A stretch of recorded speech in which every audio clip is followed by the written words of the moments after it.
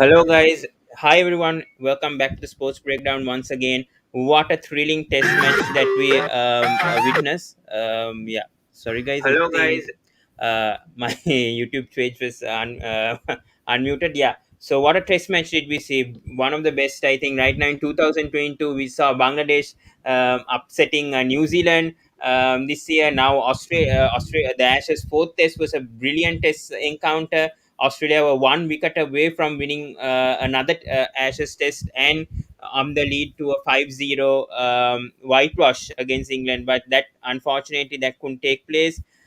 So we are going to review the fourth test match, doing a post-match analysis on this test match in particular. So we have Jack from the Dibbly Podcast once again for joining this review, and then we have Bhasker sir as well to review this test match. So thank you for to both of you guys for joining the sports breakdown once again. Thanks, Thanks for Pawan. having us on. It's great to be back as always. Yeah. So we'll be reviewing this test match. And sorry, guys, I won't be sending any link because when too many people come, it's very difficult for me to handle. Being the host, so I won't be sending the link. But you guys can comment on the comment section, and I will take all of your comments for sure. So let's begin. Yeah. So let's go on the pitch and weather conditions of the Sydney Cricket Ground first of all. And we know that the Sydney Cricket Ground is a good batting track that we saw that in all four innings. And yeah, just a small analysis, Jack, on the ground, how it performed in this test match I thought it on was the a pretty pitch. good surface. It had a bit in it. There was a bit of uneven bounce, inconsistent bounce with the new ball. Once the ball got a bit old and flat and soft, it was good for batting. So I think it was a good cricket wicket. Not much spin. Usually not much spin at the SCG anyway these days. A little bit of Yeah. turn there for Lyon and Leach during the match, but I thought it was a good wicket to go 5 days.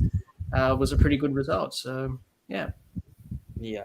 Bhaskar said talking about the weather, it was really bad, especially day one, day two, and then day five. Again, rain interruptions, constant day in weather interruptions, which could have ended up with a result. But your thoughts and how how the track was in this test match, because it was a good batting surface in my opinion. There was some spin assistance for Lyon and Leach, but mainly the Pacers got a lot of swing in this pitch. So your thoughts on this track at the SCG? So I honestly thought that the initially the pitch was not playing like it was not conducive for run scoring, or England was just bowling very well. So it was just a match which was not moving fast, and with the weather lost. I think only because of the England collapse. We were seeing like the match really moved fast in that, because I think second day T Australia declared at 400, and only when I think Green and all these guys started hitting out, the match started moving fast. I thought I don't know whether it was because of the weather, but it was not Yeah, like a fast-paced wicket where we saw in Melbourne. The match ended in 3.5 days for nearly 4 days. Adelaide, obviously, it went. It's very, very similar to Adelaide, where it went to the last hour, and then mm, obviously Australia won. But I thought that there was less in the pitch for the bowlers, and batting wise it was not easy for run scoring, but it was easy to stay on the wicket and just drag your innings along, and therefore I think eventually held sway for England getting the draw which they wanted. Yeah. yeah. Shankar here says great draw by England. England showed a lot of character. Yeah, we'll be discussing on that, especially day five. It was a brilliant day. I have that in the slide. Brilliant day. So we'll analyze all the days that went on in this test match. So let's go to day one, and a lot of interruptions, rain interruptions on day one. But Australia won the toss and chose to bat first, which is a good decision, I think, at SCG. And England and Australia both made one change. Stuart Broad came instead of Ollie Robinson, and Australia made a forced change as Khawaja came in place of Travis Head. So your thoughts, Jack and Bhasker, on Khawaja making a comeback after 2.5 years, and we'll talk the rest later. But a good comeback from Khawaja once again. But your thoughts of Khawaja replacing Head, because initially I think there were some. It was certain, obviously, Khawaja is going to play, but the problem was where he's going to bat. So your thoughts on that, Jack? Yeah. Yeah, he was the right guy to replace Head. There was talk about that before the series started, and Head got the nod over him, and scored a brilliant century in Brisbane. Khawaja coming back in here for this test in Sydney. It's come around full circle for him. He made his debut here 11 years ago against England in that Ashes series in 2010-11. It was just a magnificent innings in both innings when he scored the 200s, but he looked calm, he looked relaxed, and he made the most of his opportunity. You know, when you're 35 and getting beyond that age, it's very hard to keep playing and stay in the side. But he made the most of it, and I was very impressed with his temperament, the way he handled himself, the pressure, and people wanted him to do well, and I did as well. And I'm just so happy for him and for his family, and also his teammates, of course, getting around him after he scored those two centuries. So yeah, it was a brilliant knock from Khawaja and set up Australia in the first innings, especially to get to that 400 plus score, which put them in a very good position. Yeah. And Bhasker, only 46 overs were played in this day one, but they scored 125 for three. They lost, I think, Labushang early, and Harris and Warner also got out. So your thoughts on day one? Obviously, it was a drain affected day, but your overall thoughts on the day one's play by Australia? Yeah, so day one actually was like not too much of like the match was in the balance. Obviously, the most critical thing was the lost number of hours and only 46 hours. So half the day was lost, and obviously they said they will play like 8 overs extra every day. But I think Mhm. England bowled quite well to keep Australia under 3 runs and over. On that pitch overall, and after coming after three losses, I think the Stuart Mhm. Broad really made a difference, and eventually he went on to take 5 wickets overall. That was the right thing. I think Stuart Broad before the match like had wrote in his newspaper column that he was very disturbed that he was not able to play a part in when the matches were live and he's coming back, and I think he will eventually play the fifth test match overall. So good comeback from him. And I think Khwaja also, I think not only there was like talk about the replacement, because Australia had I think called Josh Philippe and Mitchell Marsh, right? And like we talked about Mhm. Shane Warne asking Mitchell Marsh to play instead of that. But I would think that Khwaja, given like whatever interviews I've read of him, he's in a very stable mind. He's had a kid in the last 2 years, and then he's just enjoying cricket, and he's not putting too much weight of expectation of trying to prove himself. He's also doing a lot of diversity work with Cricket Australia, so he's much a more rounded person. And once you achieve that, then and in the post-match interview also he said that next match he can get 2 ducks. So kind of he's prepared for that. So Mhm. I think once you come with that kind of attitude, then you just play the ball or the merit, and you what they say in the zone. And I think he played both the times he came into a tricky situations, and the match could have gone like England could have taken the match if they were collapsed both in the first inning or second inning. But he ensured both the times that did not happen, and also his strike rate was also good in both the innings. Yeah. Yeah. Aman here says, I said to bring Khawaja into the team. Yeah, I know that you commented that on the videos when I posted on Khawaja getting 100. Yeah. Rohan here says, rain was huge factor in result of this game. England benefited, else another whitewash loomed. Do you agree with this, Jack? I definitely agree with this comment from Rohan. Yeah, the rain did play a part, especially on the last day when we lost a few overs of play in the second session on day one and on the last day as well. Yeah. Yeah. So it played a big part and took a lot of time out of the match. But you can't control the weather. It's just the way it goes. When you play cricket, an outdoor game, you're always going to have weather. So, yeah.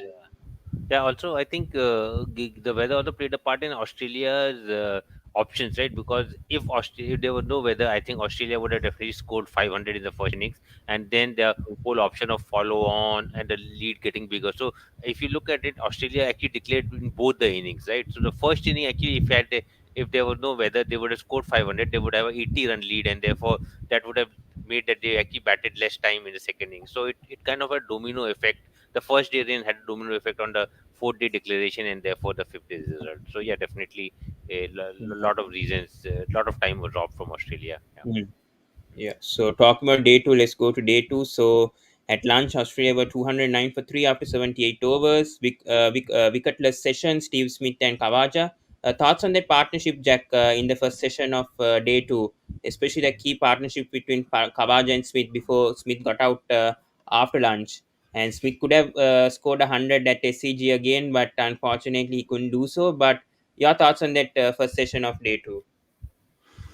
Yeah, it was a very crucial partnership between Smith and Khawaja. Australia were in a bit of a tricky position there. And Smith and Khawaja were able to get through the tough period. England were bowling well, Stuart Broad in particular, and Anderson and Wood bowling good pace. So it was very crucial for those two to see that spell off and really pile on the runs, and they were able to do that.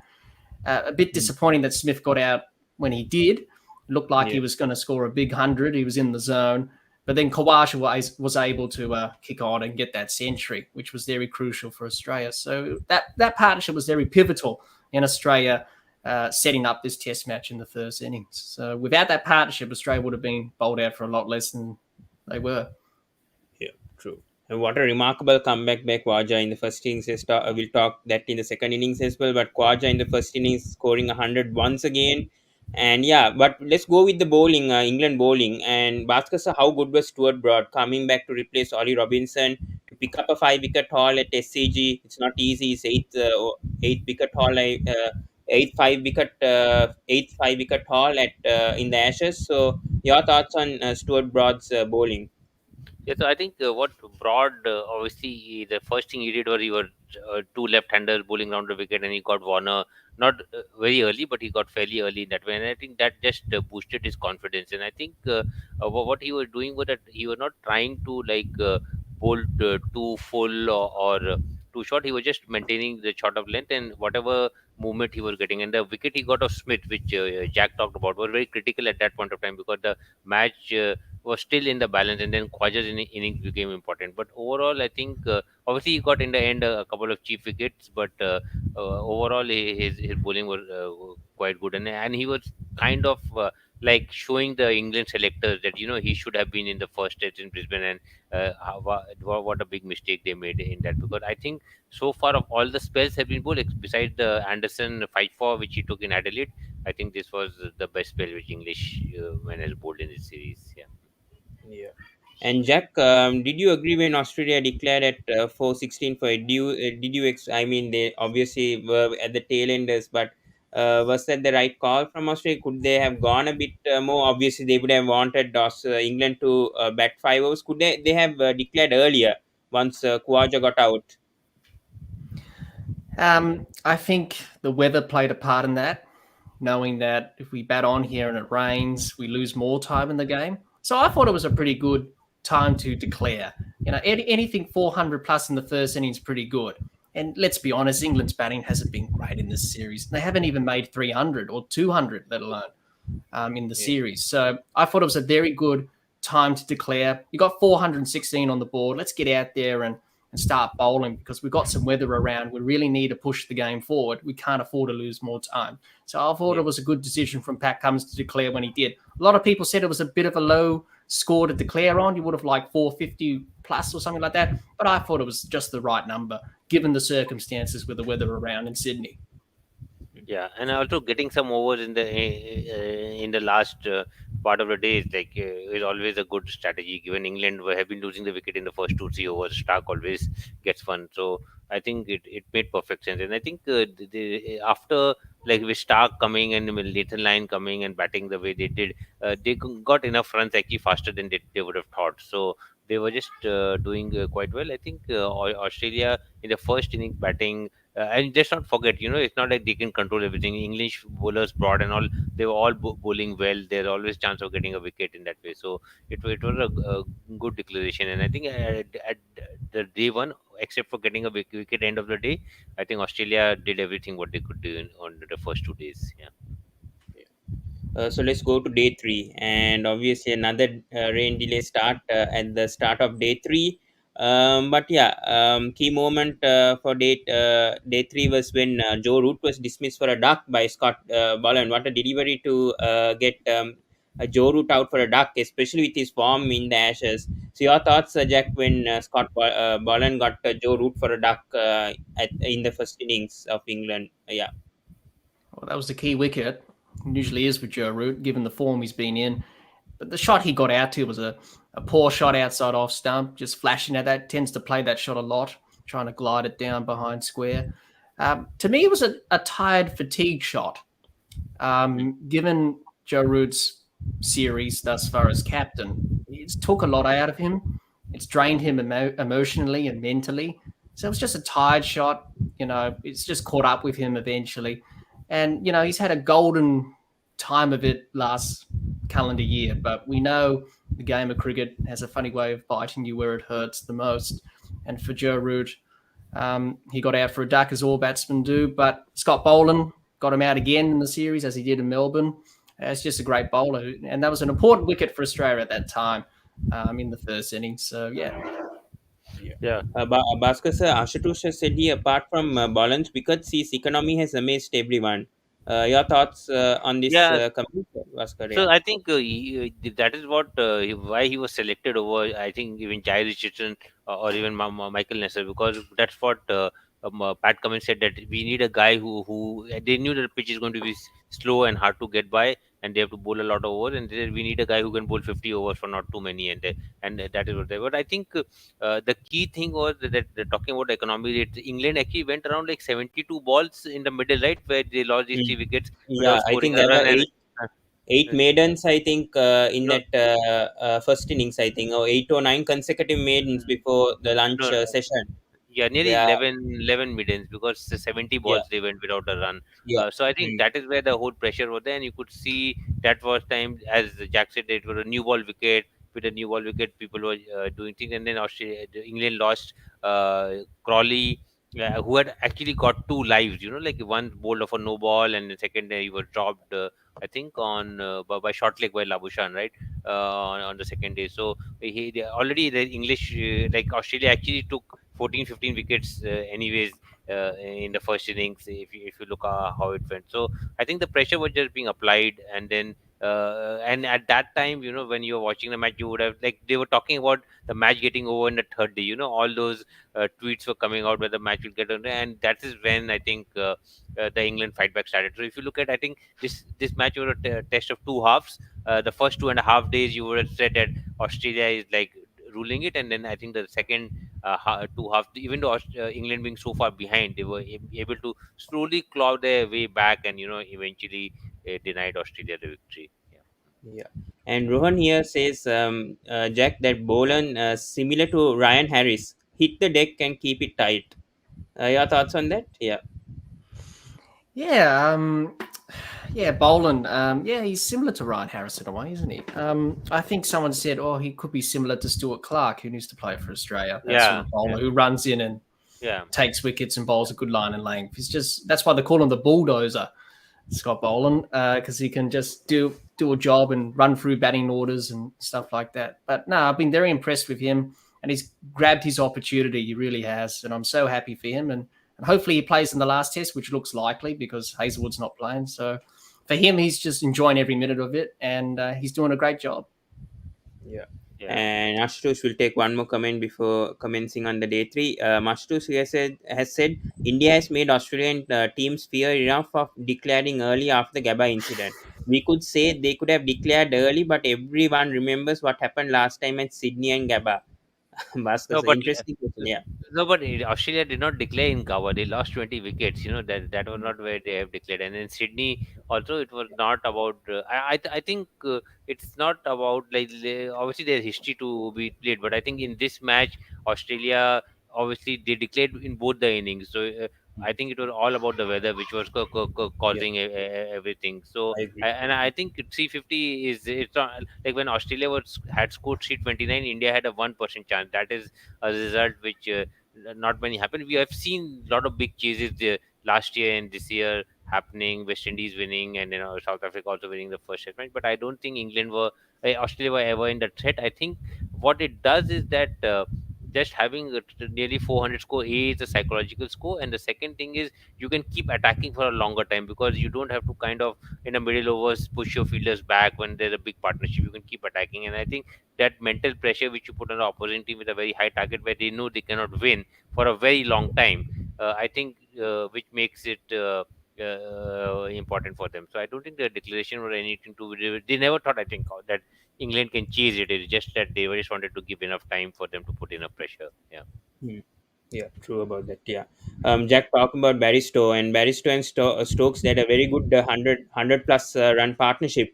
And yeah, at T they were 158 for 4 after 48 overs. Stokes was 52, and then Stokes was dismissed for 66. That was a frustrating shot, I think, from Stokes to get dismissed of Lyon. That was very because both of them were going very well, and possibly England could have come closer to that lead that Australia got in the first innings. So your thoughts over that, because Stokes and Barristow, they were really going well, and at one time Stokes got dismissed of Lyon. Yeah. So your thoughts on that dismissal, and how crucial was that for Australia, by the way? Very crucial. I was very nervous when that partnership was happening between Bairstow and Stokes when watching that.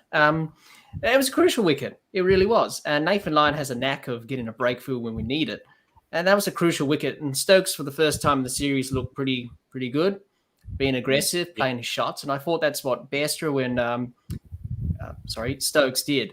They were able to put pressure back on Australia for the first time in this series. And Australia looked a bit rattled, didn't quite get their lines and lengths right, weren't bowling consistently and leaking runs at a rapid rate. And they attacked Nathan Lyon, which most England batsmen haven't done in the series. Looked to attack him, sort of like what Australia did to Jack Leach at the Gabba. England weren't able to do that to Lyon. They did it here in this test in Sydney, and Bairstow and Stokes said, okay, we're 4 down for 36 when they came in.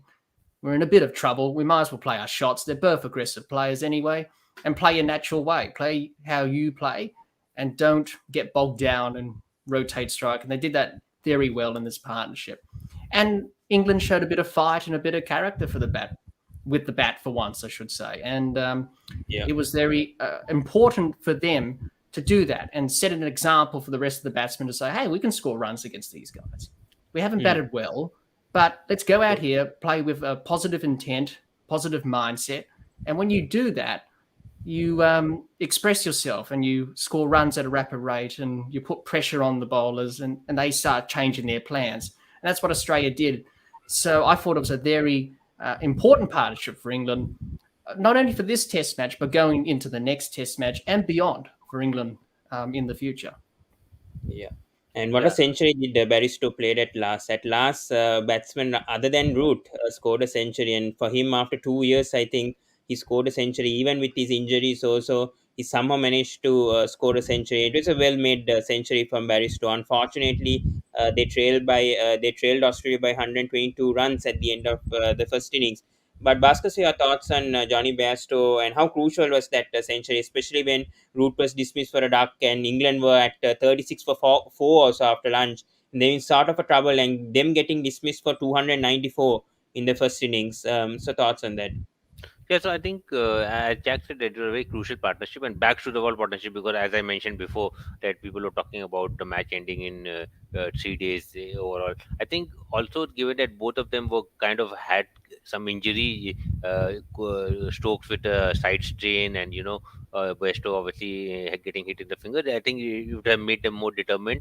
And I think Besto is always this kind of character, like he has had a lot of run-ins with, not with the management as such, but like the boards, but more with the management and selections, where he was dropped in Sri Lanka, and then he came back and scored a century at number 3 overall. So he always is a strong character, and obviously his record, given the talent he has, does not show he still averages in his 30s in that way, but he always comes back in that way. And I think this should also tell England selectors, they were still, the selection is too funky for me. Like they had got established by Besto averaging 40s, and they kind of dropped him, got Butler in. So now he is kind of, and then they were backing Pope, who has hardly got a record outside Surrey, over him. So I think that is one thing which should help him in the longer run, and maybe give him a run for next 2-3 years. Obviously, he's from Yorkshire, like with Root and him both have batted a lot of time together. It should help them. But I think taking on Aussie bowlers, I think it was do or die, nothing to lose, and I think that is what helped England doing well. Though Butler came in and then he did not score any runs overall, but overall I think his attitude was quite good, and especially coming late. When his century, and it was a matter of time whether he'll get a century or whether they will get all out. he got decent support to take the score beyond 100. Obviously, he came the next day, and then obviously he could not score many runs. But I think Yeah. overall, at least they showed. Whether it was because of the weather, because of the back to the wall, that they showed Australia they can kind of answer them back overall, and I think his confidence would be higher. And I think in the second innings also they would have taken a lot of heart from what he played in the first innings, and therefore the performance of Crawley, you can say, got inspired by him. Yeah. Yeah. Shankar here says Boland reminds us Simon Davis of the 90s, who was very difficult to score and was a wicket taker throughout.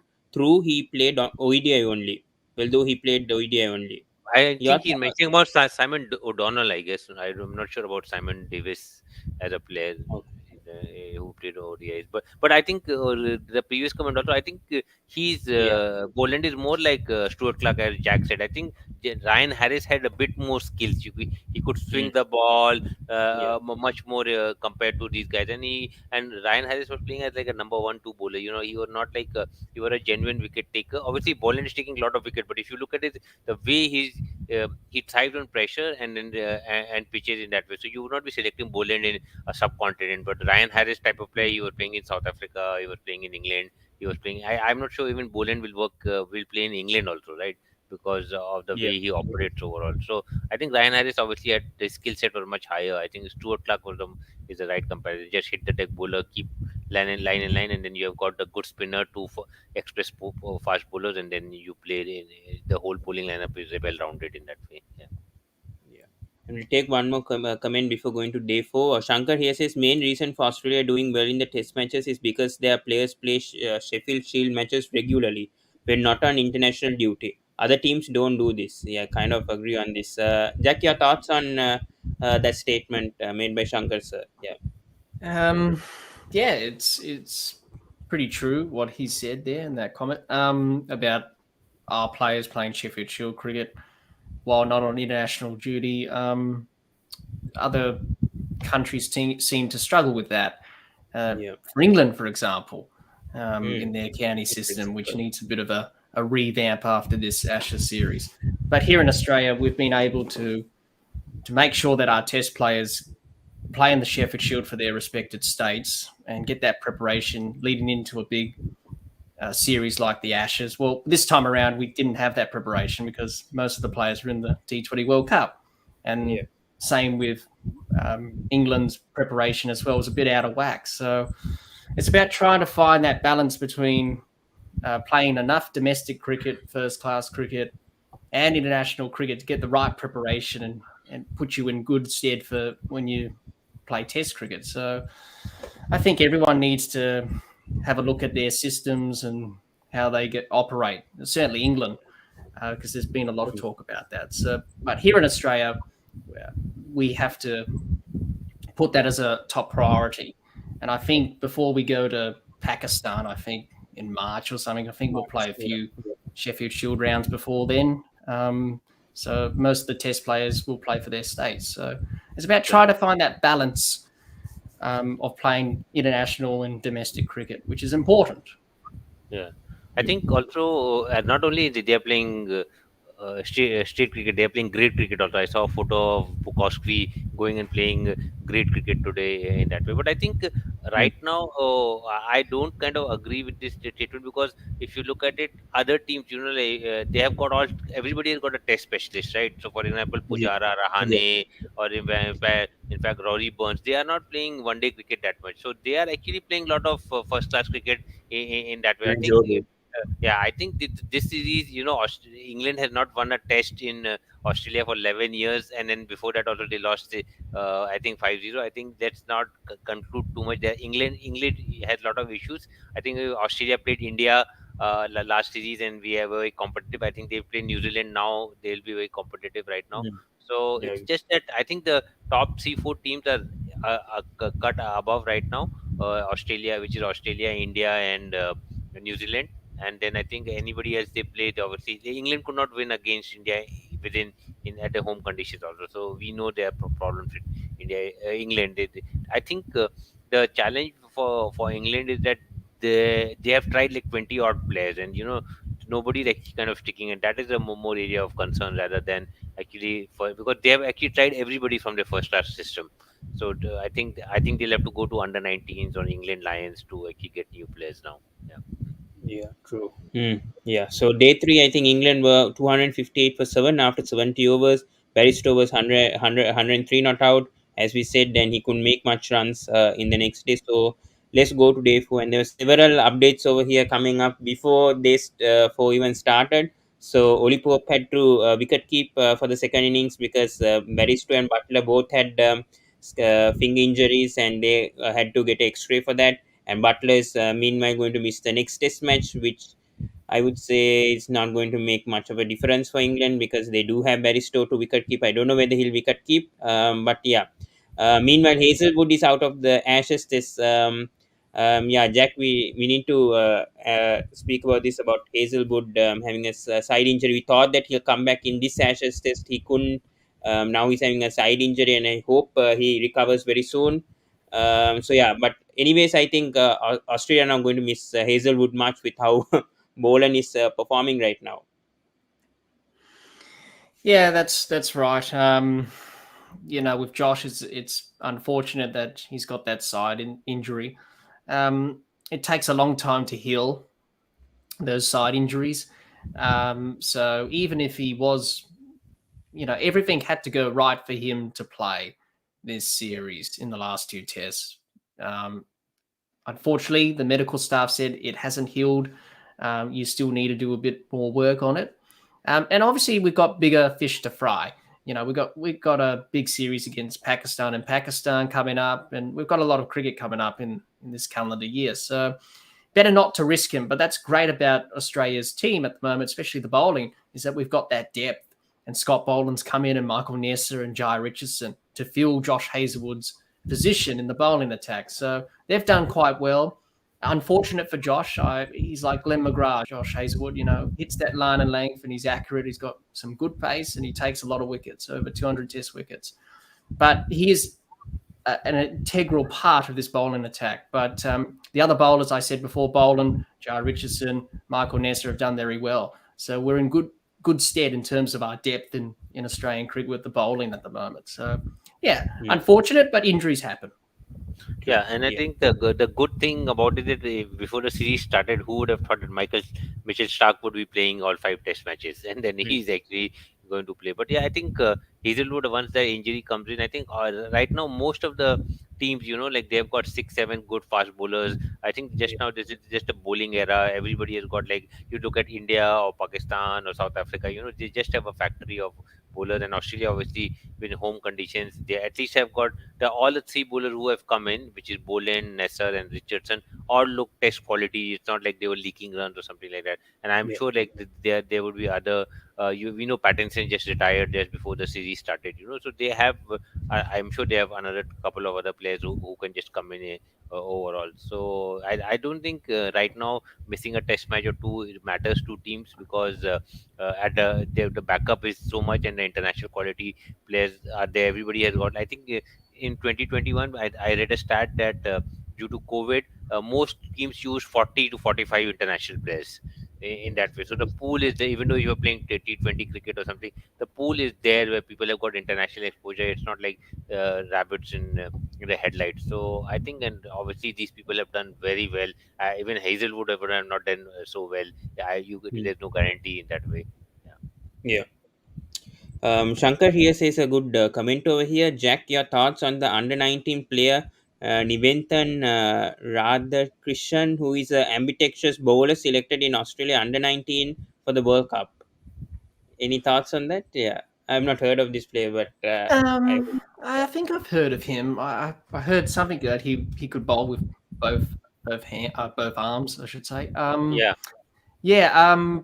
I haven't heard much about him, but I did hear about him in the past. But we'll have to see how he goes in the World Cup. Hopefully he does well and takes a lot of wickets for Australia, and hopefully Australia does well in that tournament, which gets underway very shortly. So Yeah, I've seen him some of the video clips which have come through playing. So he's very smart. Like he bowls the away going delivery to everybody. So for the right hander, he bowled left arm orthodox, and for for left-hander he bowls off spin, Right. Yeah. and I think that is there. Obviously, he can do it a decent. Like quite a good quality that he can get selected overall. But I think he was born in India and then he tried that thing. And we have not seen too many ambidextrous players in that way. I think there were a Pakistani fast bowler who used to do it, but he obviously did not make it to the And Sri higher Lankan levels. spinners also, I think there's two, I think right now, Kamindu Mendis and Tarindu Ratnayaka, two spinners who can bowl ambidextrous, that both the ambidextrous bowlers, they are spinners, yeah. Ashutosh was asking about this. How did Rory Burns make the Ashes squad after a horror India tour? No, but I think I think Rory Burns, I think, is the second highest run score, I think, for England. I think after 2019, after Joe Root, I think he's head of the rest of the other English batsmen in the last 2 years. yeah, So I think yeah. I from think the yeah, question to ask is how did like he was doing more obviously, but Zach Crawley made it too because he was averaging 10 or 11 during this thing. So I think right now top order batting is not easy. We are seeing that even top batters like Austin Warner and Labushan and this thing they're not averaging like 70 or 60. Right, it's very, very tough for them. And in English batting, obviously their techniques are not that well, and actually English pitches also do a lot. So I think Rory Burns, right? In fact, for fifth Test match, they should. In fact, they should. For this Test match, also, they should have dropped Hamid and played Burns. A because of left hand, right hand, but I think uh, true, true. actually Rory Burns looked very good in the third innings in. I think second innings in Adelaide, right? He scored 34 Adelaide, odd and it dropped him, and he was just getting a hang of it. It's the same thing. You look at Ben Stokes, right? It taken him 6 innings to like kind of understand the conditions. Maybe he were out of practice because of the injury, and now he's looking at least a decent batsman. Both times he got out, I think it was more of a mental lapse rather than like a good ball getting him or the pitch doing something. So it takes some time to adjust to it. And Rory Burns has never played in Australia, so like he was your senior batter. You should not have dropped him. I think there was too much outside noise, as they call it, like because he got bowled the first ball, he missed that one, and then I think it eventually got to the team management. And I think once you are down 2-0, then you are time. You will kind of make choices which kind of please the public, but may not be good cricketing choices. Yeah. yeah. And Jack, thoughts on Steve Smith finally getting 3,000 runs in the Ashes itself and becoming, I think, he's the fourth fastest to score 3,000 Test runs, I think, against an opponent. I think Sachin Tendulkar is first, I think, if I'm not mistaken, to score 3,000 runs the quickest to score 3,000 runs against an opponent. But thoughts on this, Steve Smith? I think after Donald Bradman and one other batsman, he scored 3,000 runs. I think he's the fourth fastest to score 3,000 runs against an opponent. So thoughts on that? Because he's always had good Ashes series, especially in the 2017 and 2019 tours. I think he had 100 plus average against England in both those the before Ashes series. Thoughts on Steve Smith? Yeah, achieving these miraculous stats right now. They're just like Don Bradman, are they? Numbers. Don Bradman scored half of his runs against England, 5,000 of them, out of his Yeah. 696 runs in his career. With Steve Smith, what can you say about him? He's unorthodox, but he's good. Mm. He's just the modern day Don Bradman. He's the second coming of Don Bradman. He's up there in terms of Ashes cricket, up there with Bradman. He's up there with Hobbs, Jack Hobbs, that is, who used to open batting for England. He also did very well in Ashes series. He's up there with Border, Steve Ward, all these great Ashes players. He's up there. And this shows it, his record, 3,000 runs and half of his centuries he scored in his career against England. So it just shows that he loves playing against England, first of all, but also England don't know how to get him out sometimes, and he just racks the runs up. And he hasn't done that in this series. He hasn't been himself, but he's going through a bit of a dip. But we saw glimpses of it in this innings in Sydney when he got the 67, and in Adelaide when he got the 90 odd, when he was captain because Pat Cummins was out of that Test match. So he started to come back to his best, and hopefully for him in the next Test, hopefully he can finish off with a century to finish off the summer. But those numbers are just crazy. He was one of a asking, yeah, kind. yeah. I don't remember, but asking it, when did Steve Smith last score a century? I even I can't Last remember. summer at the SCG against India. Yeah. Yeah, Yeah. yeah, if I'm not mistaken, yeah. But yeah, Bhaskar sir, coming back to you, I think Labuschagne was dismissed straight after a lunch. I think Australia were 86 for 2 in the lunch session. Then Smith got dismissed for 28, which was the lowest score for him at the SCG since 2014. So that's remarkable of how he's performed at SCG. And yeah, obviously the mammoth partnership between Khawaja and Cameron Green. Good to see Cameron Green back with the runs, as we discussed before. Also, Cameron Green didn't have much pressure because Australia were in a good lead back there. So, your thoughts on that partnership between Khawaja and Green Yeah, in so the I second think innings? obviously England bowled very well to get Australia in trouble, and I think this was the third time Mark Ford got consecutively to Manas Labuschagne, and Labuschagne is the number one batter right now. And actually second innings when Labuschagne had come, he had changed his technique because twice he had got edging and he was kind of batting on his off stump, and then he actually nicked the ball which was well wide off stump. So the first two Test matches we saw everybody praising Labuschagne, like how he's the best lever in the world in that way. But and I think that is like something which other teams will actually also notice that they are working this out. Steve Smith also is not looking like he's still a very good batsman, and he will average. I don't know whether he will average 60, but his 3,000 runs obviously are back on two wonderful series which he had in the last two series, which he scored like 600, 700 odd runs right now. But I think right now Steve Smith, I don't know whether it's mental or it's just like him getting back. He's not. He looks very good when he bats, but because and obviously he had this leap which went very viral on the internet, when he left a ball of Stuart brought down the leg side.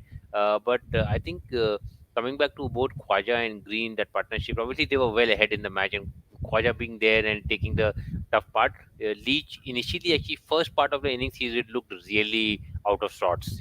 He was actually not able to navigate, rotate, strike. He was missing balls in that way, and then I think there were a four of Leach he hit, and then he turned into this beast mode or a hitter mode in that way. And that's what I was talking about. That all the good innings he's playing, he's actually not building a innings, or it's not a rhythmic innings where he can kind of do. And I have not seen him actually batting with the tail also, which is actually the number six sort. So he's batting well with the top order batsman, and when he's kind of given this blank. Thing about like just go out and hit, and that's why I sometimes think it's debatable that should carry be batting at six and he batting at seven, because if you look at all the other teams right now, that is kind of a trend where if the batsman if you're all rounder who's a bowling all rounder, so like Jadeja, or he bats below Pant, or even Mulder was batting below De Kock in that way, so he can actually bat at seven, which may be a rule more suited to him, although his first class average is very high compared to carry, right? But I think what you have seen is that initially he had this problem about his front pad where India was just getting him leg before. Then he had this problem of getting bowled because he was not getting his front pad across. And now I think he has got out to a nick also. So I think he needs to kind of work his technique, but I don't think the runs he's making is enough for him to sustain long term as Australian number six. I think so. Either he moves to seven, or either he has to like, kind of do something with his batting, make more meaningful runs. Yeah. Hmm. But what a century from Khawaja, by the way. Again, second innings, he scores a century once again. And it was brilliant from Usman Khawaja. Two test match hundreds in two innings. A remarkable comeback from Usman Khawaja. I think one of the best comebacks, in my opinion, for a test player that Khawaja did. Simply outstanding. Jack, your thoughts on Usman Khawaja's remarkable comeback? Batting at number 5, scoring two centuries, which no one expected for him to do. Yeah, I was just so happy for him. Really were. I really was with Khawaja's both innings, actually. But the first century, for him to come back, having not played since the 2019 Ashes, to come back to the SCG, his spiritual home ground. He obviously plays for Queensland now, but he used to play for New South Wales. And he made his debut against England at the SCG in 2010-11. So it was a special moment for him. I thought he was magnificent.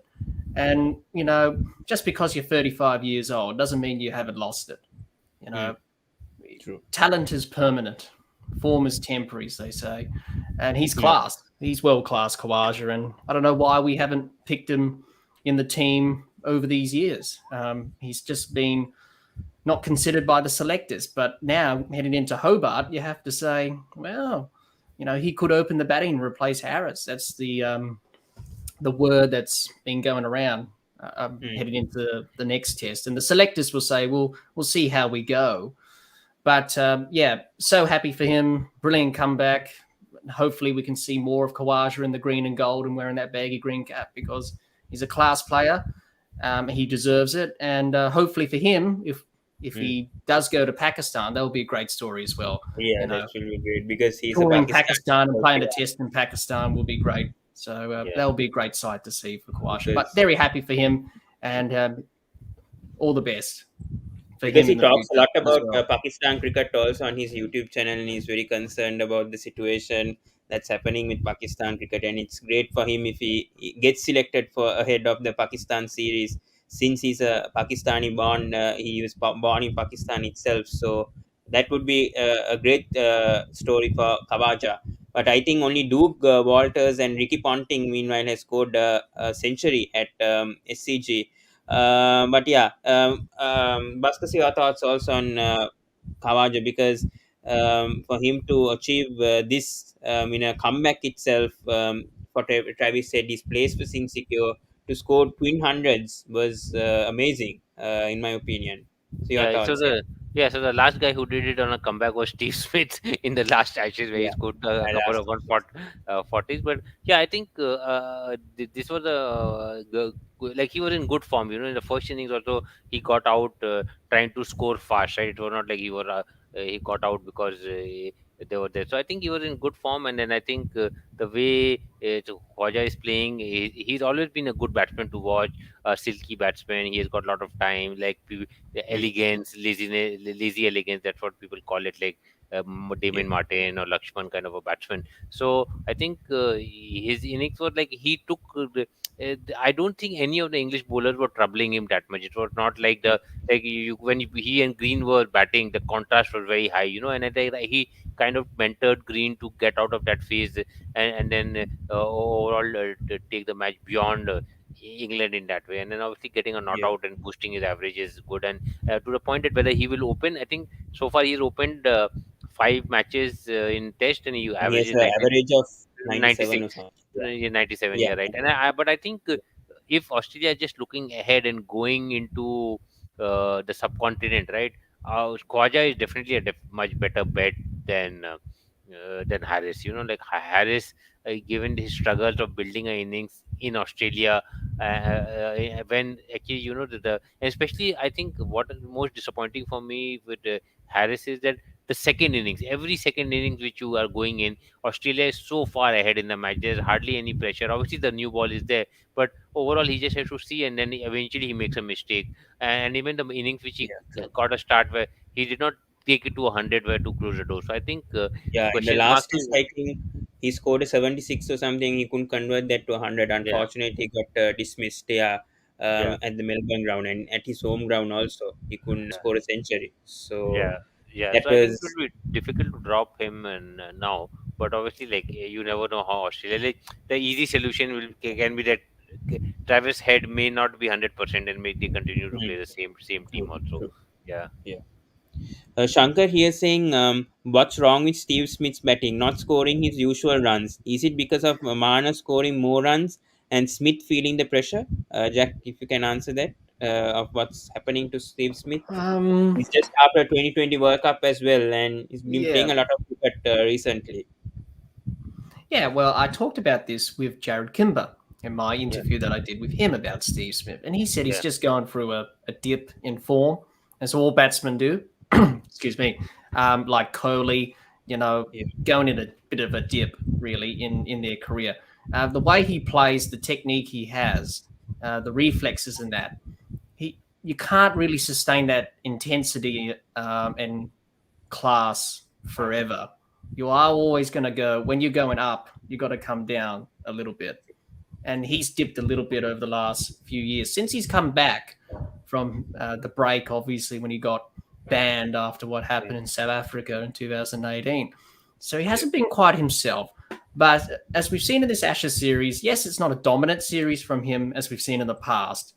Because this But he Ashes has series contributed a hasn't been really flat pitches. It's got a bit of something for the bowlers in this series, which is great to see.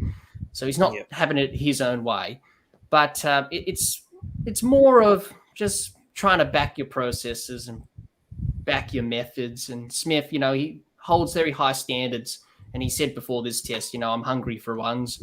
I've made good scores, but I haven't got on with it. So for him, it's just about trying to back himself. And, he's a class batsman. Every time he comes out to bat, you're going to guarantee he's going to score a 50 or 100.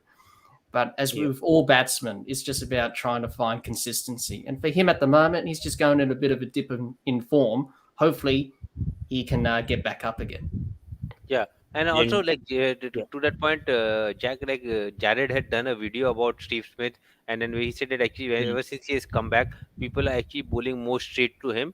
And obviously, India had this leg side trap, which famously, but overall they're just pulling more straight to him, and then he's got out in leg slip or leg gully a couple of times overall. And I think once that happens, as Jack said, that you cannot, his hand-eye coordination has to be perfect, because him missing a straight ball is there. And I think I remember in this second test also, in this test, he actually left, England put a leg slip in, and he left a straight ball to Stuart Broad, and obviously it was missing leg. But I think obviously what people have done is that obviously the bowling is much better right now for all the teams, but also they're bowling more straight to him, so he's not been able to kind of score those easy runs which he was scoring before. So yeah, obviously he's like they say, the best problem solver in cricket, so he'll come up with a plan to resolve this. But this is just a phase which he's going through, and he'll come back strongly. Yeah. And Rohan asked thoughts on Labushang's appealing. Bhasker sir on that comment, on Labushang in slip. Yeah, your thoughts on that? Labushang's appealing in that Yeah, second innings. so I don't know, like I have not seen enough great cricket or the district, on Labushan beard, but he's a very excitable character, and all the interviews I've heard about Australian players, they say that he just talks cricket and he gets irritating and annoying all the time. So I think he's just into a game, and we should appreciate his passion overall. And then he obviously thinks everything is out in that way, so nothing wrong. And I don't think his appealing is getting to like sledging, in where people he's saying something like that. It's just like in just excitable kind of thing. It's not like something which will get him a fine. And with stump mics anyways, not people, so he does not seem to be like a character who's like damaging the game or bringing the game to disrepute. He's just like an excitable character in that way, so I don't see any problem with that. Obviously the only problem which people have is Pat Cummins, because he always convolutes the DRSs every time he says it, somebody has hit it in that way. So I think Australian captain is more worried about his appealing than anybody else. Yeah, Jack, your thoughts also on Labushang's appealing? Yeah. It's just his personality. He's having fun. He's like a kid in a candy shop, Marnus. A lot of people in the Australian team says he never shuts up. He always talks about cricket, and that's great to see. And that's a very important message to all people who play this great game of ours, is to be yourself. Be yourself. Don't be someone you're not. And Marnus is himself when he bats, when he appeals. So I don't think it's anything too serious in terms of sledging or anything like that. It's just the way he appeals, and if it's in good spirit, then it's fine. So it's just his personality, and don't change that. Just be yourself. So Australia did declare on 265 for 6 after Green and Carey got out, which we discussed before we started this. Your thoughts, because whether they could have declared earlier, or whether this was the right time, Jack, that they declared, because I mean, they could have just declared when Green was out as well. I don't know why Carey went and batted, and if it could have been a different scenario if Carey didn't get out also, for Australia to get close to in that test match. So your thoughts on that? Yeah. I thought it was an okay time to declare from Cummins. It was a bit weird when Carey walked out, and he should have declared when Green got dismissed. And obviously he declared when Jack Leach had 2 wickets in a row, nearly got an opportunity to take a hat-trick and a five, and that was a bit cruel. But, Cummins has that right as captain to declare. He was thinking about, right, I don't want to lose the game first. You want to have a bit of security. In terms of, okay, England's batting hasn't been great, as we all know. So it's unlikely they're going to get 350 plus or something. But we saw on this pitch, once the ball got a bit older, it became a bit easier. So just in case a couple of batsmen got in, he was thinking about that as well. He was thinking about the weather, time was a factor as well. You want to have two cracks of the new ball. So there will probably the analysts would have done the calculations or whatever they do in the dressing room and said, right, we're going to declare it this over. So probably with Kerry coming out, they probably thought, right, this is the last over. So at the end of the over, we're going to declare anyway, no matter what happens. So I think that was probably the plan. But Kerry got out before the end of the over or something like that. So they had to declare then and there. Did it really cost Australia in this match? I don't think it did. I think the weather on the last day played a factor, losing the 7 overs, and that lost a bit of time. But you can look back on these things. But at the end of the day, he chose the right time to declare. He backed himself. He's backed his decision. And I don't think that really helped Australia to lose this test match. There were other factors in this test match that caused this match to be a draw. And Bhasker sir, Ashutosh Shriya says Australia set 50 more eventually. When was the last time England scored on fifth day more than 300? Do you think they could have declared a bit more earlier, but then we wouldn't have seen Usman Khawaja scoring a century, I mean a twin century if that happened? And I think Cummins wanted to declare most likely after Khawaja got that 100. So your thoughts over there? I mean, whether Australia could have declared earlier and not allowed Khawaja to get that century, or so your thoughts on that? Yeah, I think Australia, if you look at it, they were actually playing with three things, right? Time, runs, and overs, right? And the run rate, which is there. And I think they had kind of given themselves 100, 100 and I think 5 overs or something like that. That's what the overs were there, which is kind of enough because you get 25 overs with a new ball. So when they 11 make a overs declaration, actually. huh? 11 overs actually before the day 4 ends for England to bat. Yeah, and 98 the next day. So yeah, so Yeah. 109 overs. Yeah, so that there were enough like overs for them to bowl them out. I think, and with English batting also, they would have thought it would be enough. So overall, I don't think every captain learns on the go, right? And you can obviously criticize this thing if Steve Smith had taken Anderson's wicket in the last over, people would have said, "What a brilliant declaration and perfect timing it was in that way." So you cannot evaluate it based on the results. I think 110, 110 overs is good enough to bowl any side out. And I think the more thing is about the weather. And because of the weather, as I talked about, there were other things. The first innings lead was not high, but also the pitch. This is one pitch which did not deteriorate. Like you look at Nathan Lyon's impact, the two wickets he took. They were not like wickets which one is a bench stroke he just tapped it on. It were all pressure wickets. It was not about the pitch doing anything for him or spinning or bouncing and he getting a short catch at a short leg. So I think the pitch played a part in that way. And then I think you would have thought that pitch will deteriorate more than it did. But actually, if you look at it, and this happened last year also versus India, like when everybody expected India to lose that match and we were down and down. But when one should decide not to actually play any shots, this is not such a bad pitch to bat on. And I think that is what actually did Australia twice. So I think they should I think it's more question on the curator that the fifth either there should be more pitch bounce in the pitch, which I think Sydney is never famous for, but they should be obviously a pitch should be more slightly more dry so that at least by the time of fifth day we get at least uneven bounce slightly and then maybe the spinners come into the game. Yeah. But what a day 5, and we need to talk about day 5. It was the more, I think, one of the best days, I think, of Test cricket that we've watched for a while. And Ashutosh Shriya says that's what cricket all about. Two bowlers were battling out against a top batsman who was trying to bowl one of them in order to get a result. Bloody love Test cricket. But what a day 5, and especially Zach Crowley scoring a 77, and then rain interruptions happened in the afternoon. So your thoughts on that first session, Jack, especially Crawley getting a 70 odd, and then the rain interruptions came, and then Joe Root, I think there was a small partnership between Stokes and Root, And yeah, so your thoughts on the first session of today's play? Yeah, the first session was very crucial for both teams in terms of how this day was going to end. Certainly for England, the openers needed to weather the storm, and Australia needed to pick up wickets, which they did.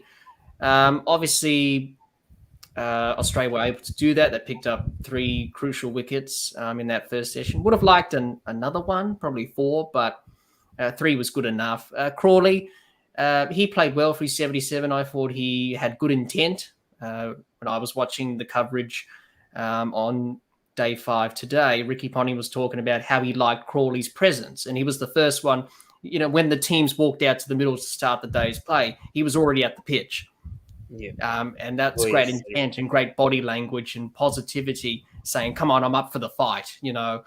Let's do it. I want to get into the contest. And he played really well. Unfortunately, he got out to a cracking delivery Good by job. Cameron Yeah. Green, full in straight and definitely Yeah. plumb as LBW. And for him, it will boost his confidence not only for the next test, but for the future as well. And he struggled last calendar year, Crawley averaging 11. But I think England should invest in him.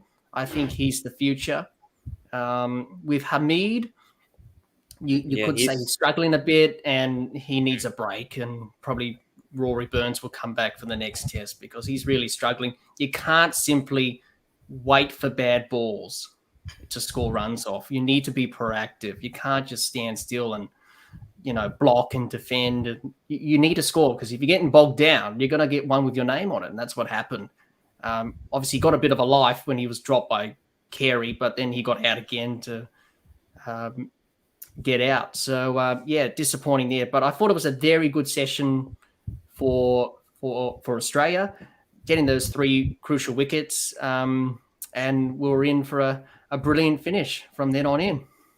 Yeah, but after those rain interruptions and the ball getting damp, and obviously Cummins was on a roll, getting 2 wickets. I think immediately getting Stokes and not Stokes. I think it was Butler and Wood out, if I'm not mistaken. But Bhasker, sir, after the ball getting damp and with all the conditions, I mean, especially after the rain, Cummins to just bowl brilliantly, especially those 2 deliveries, 2 wickets in 1 over, and Australia were close to winning that test match after that superb over from Cummins. So your thoughts on that intent from Cummins and the fast bowlers as well, Bolland also to be mentioned also after the Yes, rain delay. yeah, so it was surprising that in a last day, like both Boland and Cummins, I think Cummins and Stark had not taken initially wicket, and then they came back and started taking wicket. And Stark, I don't think he took any wicket in this thing, and I think that is one Yeah, bowler he went off, because you would expect him to blow away the tail, and that is what never happened for him in that way. I don't know whether he was just tired or things like that. But Cummins, obviously, he's like a number 1 bowler in Test, right? So him coming and taking wickets, and I think one of them was a review, right? I think Butler was not given, right? And then he took a review. So very yeah, smart yeah. review Correct. Yeah, overall. And then obviously the Yorkish ball to these guys to Wood, which is gone, because Wood played quite a decent inning in the first time. So, but yeah. at that point of time, with Leach, Broad, Anderson left, it was always looking that Australia will kind of win through, but then it did not happen. Yeah. Hmm. And talking about Scott Bolland and then Nathan Lyon also getting a wicket toss of Ben Stokes, very important wicket of Ben Stokes, and both the economies. I mean, Bolland's economy has been crazy good. I mean, in this test matches. That's why I think earlier Shankar sir did point out 1.2 for 24 overs, 3 for 30, which is remarkable from Scott Bolland. And then Nathan Lyon also been tight also at the end. So your thoughts on Scott Boland's economy, and then Nathan Lyon also contributing, getting Stokes out, big wicket straight after rain delay. Jack, yeah. So your thoughts on the second session? Yeah, the Boland, first of all, he's just a good, accurate bowler. He does the job for you. And he's always challenging the batsman. He's always putting the ball in the right areas. He's making the batsman plays and misses, and then he gets the edge and gets the crucial wickets. Nathan Lyon toiled hard on a pitch that didn't really offer much turn or anything, but he used some variations, and He was bowling a quicker ball, I noticed in this test, about 100 Yeah. kilometers an hour he was bowling at sometimes to really change up his variations a bit. But, those wickets they picked up were very crucial. Obviously, Australia needed to pick up wickets and break the partnerships that were forming from England. And they held their nerve under pressure, and they did their job, essentially. Unfortunately for Australia, we couldn't get the last wicket, but they contributed nicely to Australia's effort today. I can't fault their effort, and I can't fault Australia's effort today. They tried their best. I agree. Unfortunately, England managed to hold on, and it was a thrilling finish to what was a brilliant test match. Yeah, Bhasker, say also your thoughts was because Stuart, Jack Leach was frustrating a bit of for the Australian bowlers because he was scoring those boundaries, and obviously Broad and Anderson at the end defended those 2 overs, but Smudge or Steve Smith getting over and getting Jack Leach out, getting that flight actually, and could have possibly bowled more overs if he was bowling that well in that over. So your thoughts on that, Bhasker? Because Steve Smith was getting some flight in that over, I saw, and he had some intent, and he eventually got Jack Leach out also Yeah, when there was yeah. So bad luck. actually, the funny thing is he got Jack Leach out with a straight one, the ball which did not turn overall. But Yeah, I think at that point of time, with like if you had look at the field, that you can see the photo, like there were like nine yeah, fielders nine. around the batsman. The batsman is not going to hit, yeah, until you're like the who were the West Indies batsmen who hit for this thing. But I think this was perfect. In fact, I would have thought they would have given a debate between Labuschagne and I think he won a test match. He got a very vital breakthrough in one of the tests in England, right? So they should have Mm. pulled both the leg spinners both sides, because Nathan Lyon were not looking like getting a wicket, and these guys had already played him few overs overall. So if they really wanted to go for the jugular, they should have given both of them in that way, and then and see how it happened, because obviously it was the last throw of dice. But with 2 overs to go, the match was very exciting, and obviously any result could happen. But I think Broad kind of played quite well at those 6 balls from Lyon, and then I think Smith in the last over was not as like only there were only one ball which really threatened to be a catch. Otherwise, Anderson Yeah. navigated, and Anderson has the world record of most not out. So, Mm. and this is the second time he has thwarted. 2009, and now after 12 years thwarted Australia by 1 wicket. So yeah, I think fair game to them, but I think Australia did whatever they could do, and then this is the joy of Test cricket, that anytime 4 results are possible, and then the close third draw is a close draw is always the good result for the spectators. Obviously, frustrating for Aussies, but they are 3-0 up. So I think it's also interesting that Australia lost the first some points on the WTC, so they went from number one to number two, and Pawan Sri Lanka is number one now on WTC table Yeah, for us hopefully, for a small time. But I think hopefully for the yeah, I think coming. it gives the other people a chance. So because every time you lose some points on WTC, I think it will add and count in the later time. Yeah. Yeah. Ashutosh over here says, "What should be the strategy when all fielders around you? Being a tail ender, trust your defense, or at least try to clear the in circle." Thoughts. So we'll get both the thoughts. Jack, and then Bhasker sir for that. Yeah.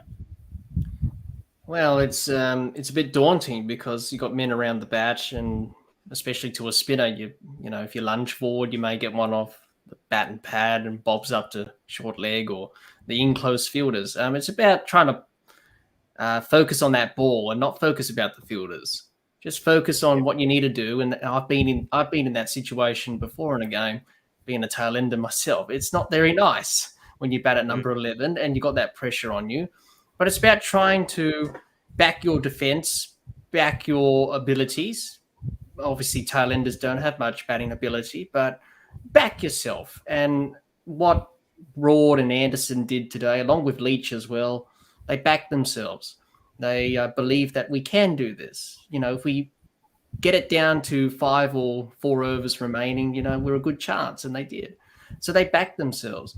And they blocked that out, the pressure. So it's about dealing with the pressure, trying to find methods and routines of dealing with pressure, and trying to relax and say, right, okay, I need to switch off now. Now I need to switch back on and concentrate on this ball for a split second, and then play the ball, and then try and get through the over. So as a tail ender, it's daunting, but I thought they did a good job in getting through that tough period to save the game for England, which is a magnificent achievement and something that England can take out of this match when the series is lost.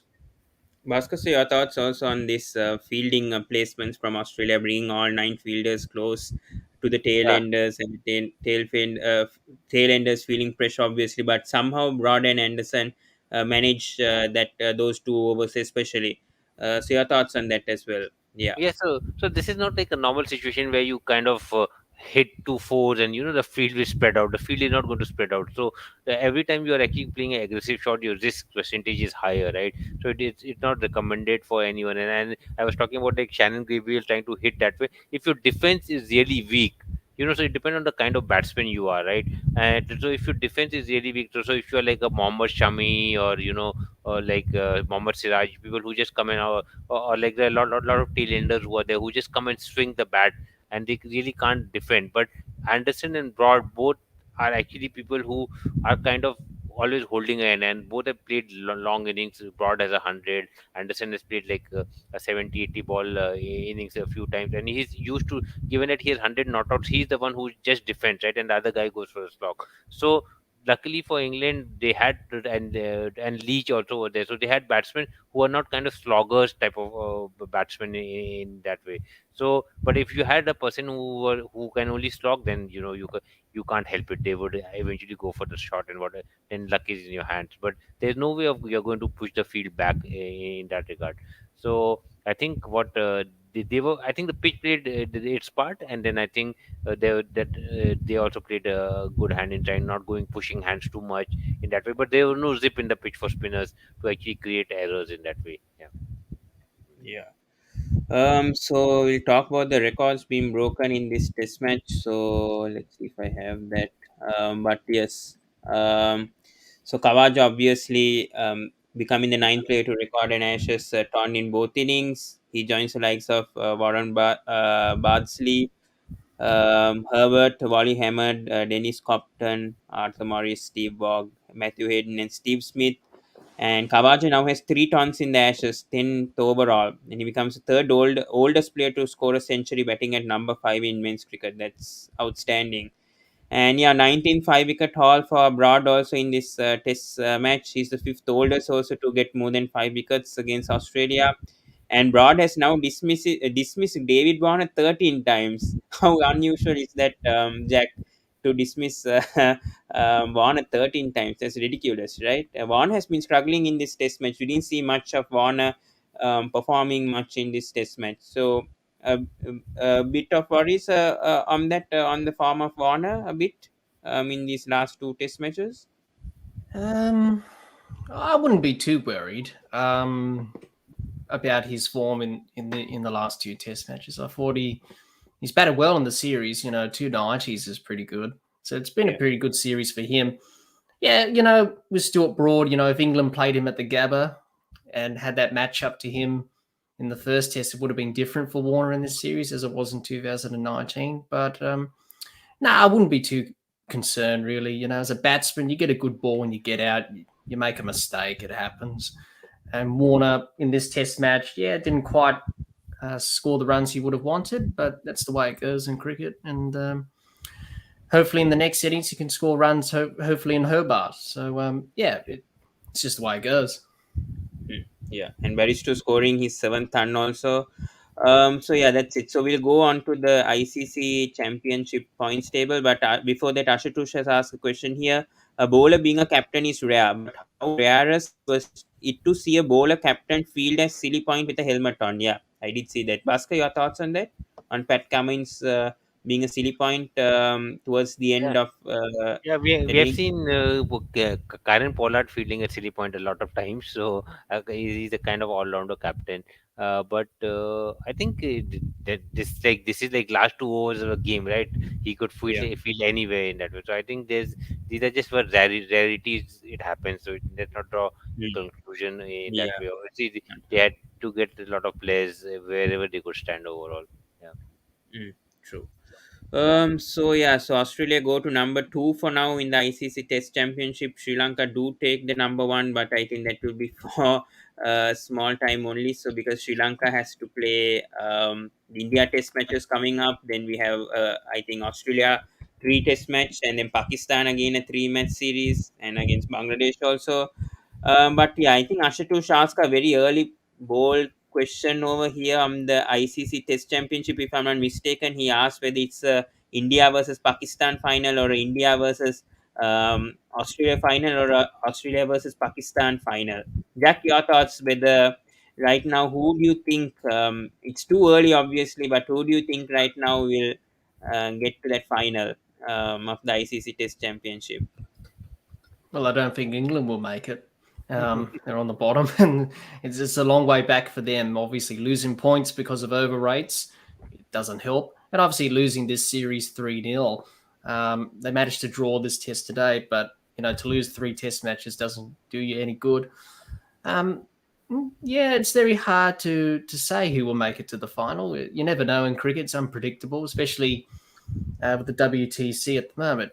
Probably Australia, Pakistan, India, probably favourites to go through. Yeah, that's right. Um, I Obviously, think for me, Sri the Lanka will main three. go down, but if they do have a good home series against Australia and Pakistan coming up, then I feel like Sri Lanka will also have a chance with how New Zealand also has been performing at home this year and Bangladesh beating them. But who knows? You never know. Right now, New Zealand are doing well in day one, but you never know what's going to happen over there. But yeah, I think Sri Lanka also have like a 5 or 10% chance maybe, but I think the other teams, it's mainly obviously Australia, Pakistan, and India who are going to contend to the final. But Bhasker, say your thoughts, because that upcoming India versus Sri Lanka Test series also will be important for India also, and their test calendars. I think they only have six test matches, and that South Africa test also remaining. They will have to win that if they want to contend in that ICC Test Championship points, even though it's early right now. So your thoughts? Yeah, Yeah, so I think the Test Championship already. I think Australia has an like I look at Australia's schedule.